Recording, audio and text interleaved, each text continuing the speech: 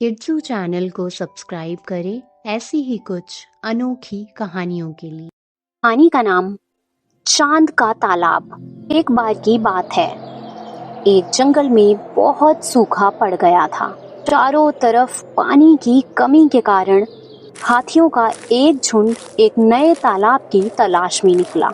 बहुत ढूंढने के बाद उन्हें एक सुंदर साफ पानी का तालाब मिला, जिसके पास बहुत सारे खरगोश रहते थे। हाथी तालाब के पास आए और खूब पानी पिया, लेकिन उनके भारी पैरों के नीचे बेचारे नन्हे खरगोश दबकर घायल हो गए और खरगोश डर गए कि अगर हाथी रोज आएंगे तो वे सब मारे जाएंगे। तभी खरगोशों में से एक बहुत चालाक खरगोश था। उसने अपने राजा से कहा, मेरे पास एक योजना है जिससे हम हाथियों को यहाँ से भगा सकते हैं। और अगली सुबह जब हाथी फिर से तालाब की तरफ आ रहे थे तो वह चालाक खरगोश एक ऊंची चट्टान पर चढ़ गया। हाथियों के राजा को रोका। ओ हाथी राजा, मैं चांद का दूत हूँ। वे आपसे बहुत नाराज हैं क्योंकि आपने उनके तालाब को गंदा कर दिया है और उनके खरगोशों को नुकसान भी पहुंचाया है। ये सुनकर हाथियों का राजा डर गया और उसने पूछा, क्या चांद देवता मुझे माफ करेंगे? तभी खरगोश ने कहा, हाँ, लेकिन आपको मेरे साथ आना होगा और उनसे माफी मांगनी होगी। वो छोटा खरगोश हाथियों के राजा को तालाब के पास ले गया।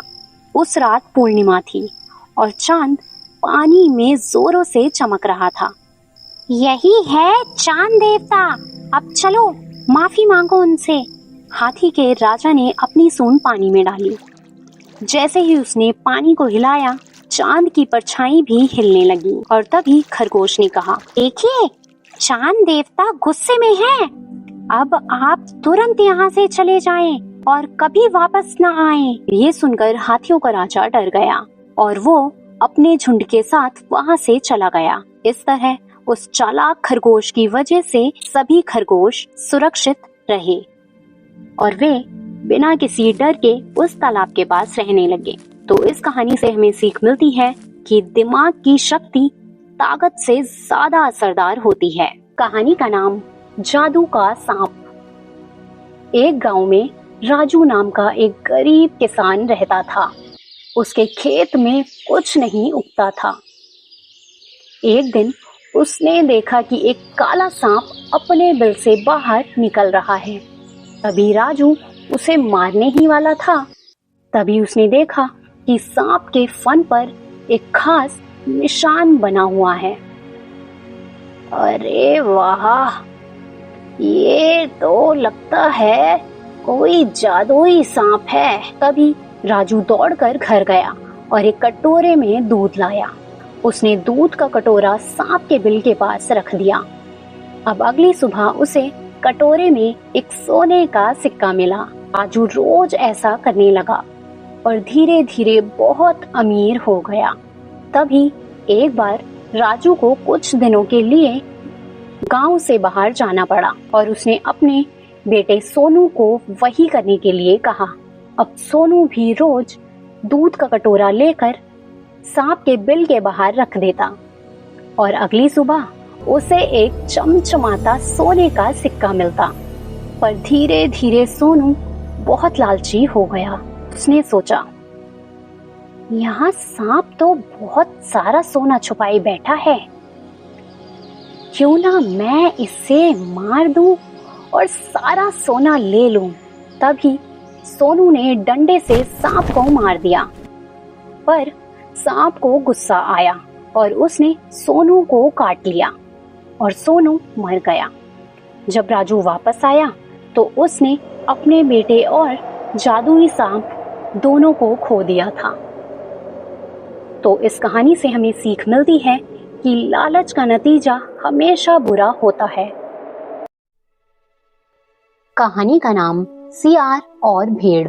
एक जंगल में एक चालाक सियार रहता था जिसका नाम कुटिल था। वह खाने की तलाश में जंगल में भटक रहा था। अचानक उसे जमीन पर भेड़ के बड़े बड़े पैरों के निशान दिखे।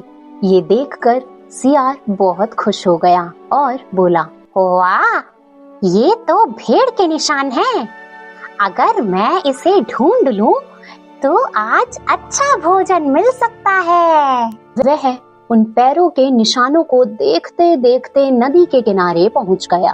किनारा कीचड़ से भरा था और सियार ने देखा कि निशान नदी की तरफ जा रहे हैं, लेकिन वापसी के कोई निशान नहीं थे। तब सियार सोचने लगा, अब ये कैसे हो सकता है? आखिरकार भेड़ कहाँ गई? शायद वह नदी में फंस गई या मगरमच्छ ने खा लिया होगा। अगर मैं भी अंदर जाऊं तो मुझे भी शायद भोजन मिल सकता है। तभी पास के पेड़ पर एक बूढ़ा कौवा बैठा था जिसका नाम था बुद्धिराम।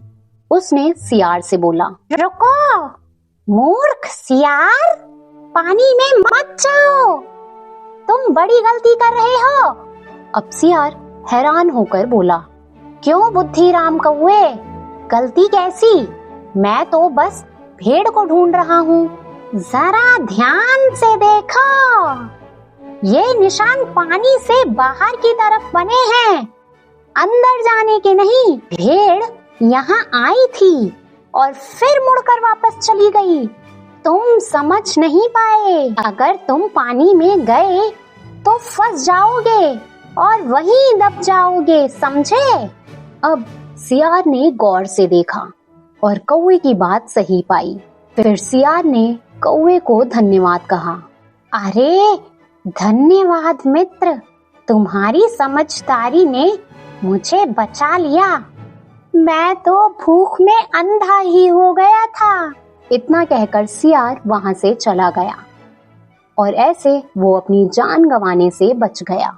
तो इस कहानी से हमें सीख मिलती है कि हमें हमेशा ध्यान से देखना चाहिए और जल्दबाजी में निष्कर्ष नहीं निकालना चाहिए।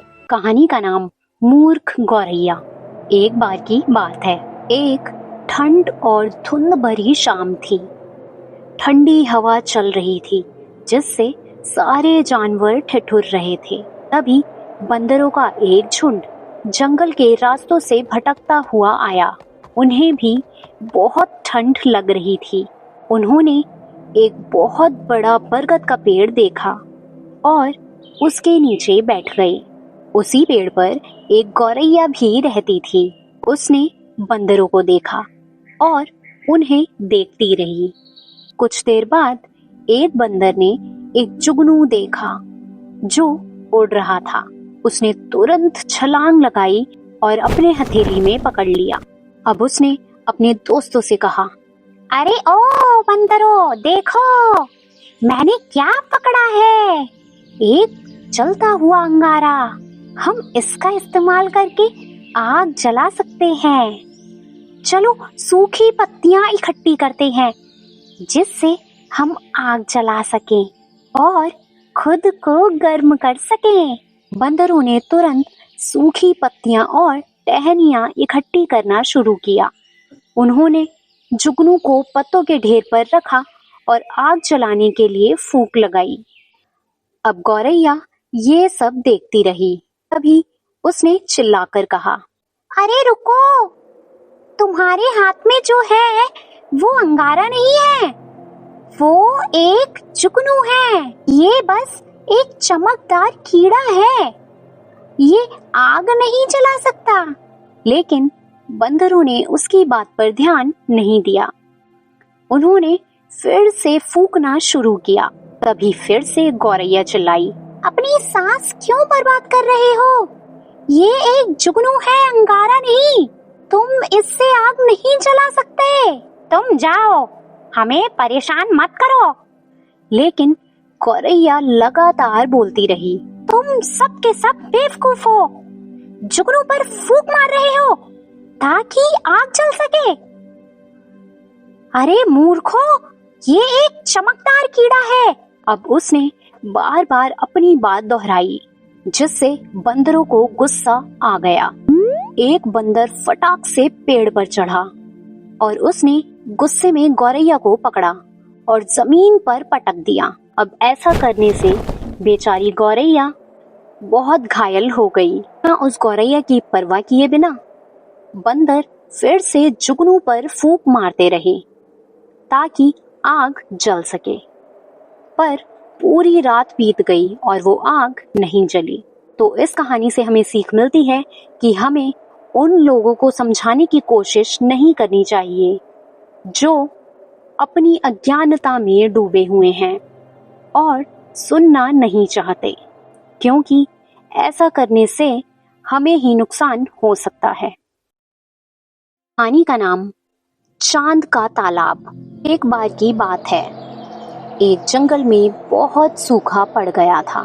चारों तरफ पानी की कमी के कारण हाथियों का एक झुंड एक नए तालाब की तलाश में निकला। बहुत ढूंढने के बाद उन्हें एक सुंदर साफ पानी का तालाब मिला जिसके पास बहुत सारे खरगोश रहते थे। हाथी तालाब के पास आए और खूब पानी पिया, लेकिन उनके भारी पैरों के नीचे बेचारे नन्हे खरगोश दबकर घायल हो गए और खरगोश डर गए कि अगर हाथी रोज आएंगे तो वे सब मारे जाएंगे। तभी खरगोशों में से एक बहुत चालाक खरगोश था। उसने अपने राजा से कहा, मेरे पास एक योजना है जिससे हम हाथियों को यहाँ से भगा सकते हैं। और अगली सुबह जब हाथी फिर से तालाब की तरफ आ रहे थे तो वह चालाक खरगोश एक ऊंची चट्टान पर चढ़ गया। हाथियों के राजा को रोका। ओ हाथी राजा, मैं चांद का दूत हूँ।